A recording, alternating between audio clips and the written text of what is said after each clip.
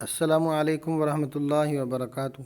جی تو بھائی آج ہم نے تختی نمبر 10 کا بقیہ حصہ آگے پڑھنا ہے۔ ہر روز کے اعتبار سے ایک سطر ہم پڑھتے ہیں۔ چلیے شروع کرتے ہیں۔ بسم اللہ الرحمن الرحیم۔ سب سے پہلا لفظ ہے عین الف زبر ع، دال دو زیر دین، عادین، آگے وقف عاد۔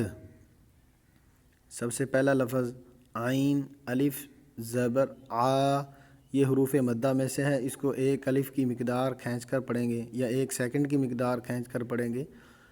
آگے دوسرا لفظ ہے دال دو زیر دین، یہ تنوین والی تختی کا لفظ ہے، اس میں غنہ کر کے جانا ہے، عادین۔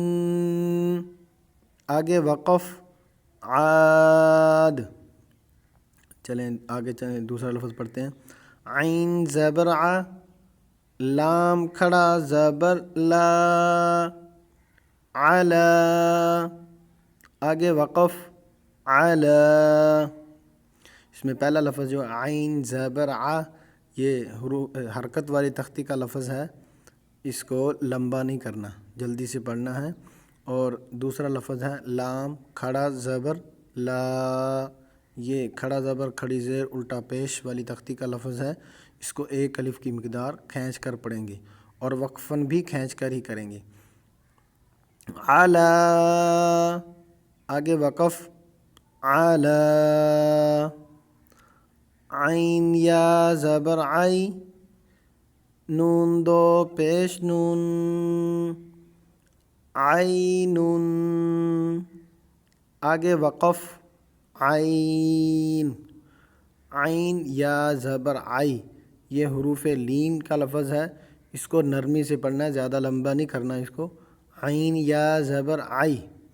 اور دوسرا لفظ ہے نون دو پیش نون، یہ تنوین والی تختی کا لفظ ہے، اس میں غنہ کر کے جانا ہے، عینون۔ غنہ سمجھ لیں کہ ناک میں آواز گھمانے کو غنہ کہتے ہیں، تو عینون، آگے وقف عین۔ فا یا زیر فی،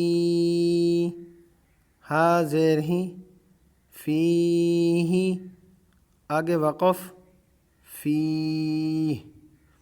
فا یا زیر فی، یہ یا مدہ ہے، اس کو 1 الف کی مقدار کھینچ کر پڑھنا ہے، یعنی مدہ والی تختی سے اس کو 1 الف کی مقدار کھینچ کر پڑھنا ہے۔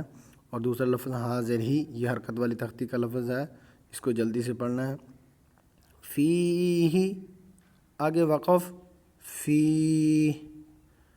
قاف الف زبر قا، لام زبر لا، قال، آگے وقف قال۔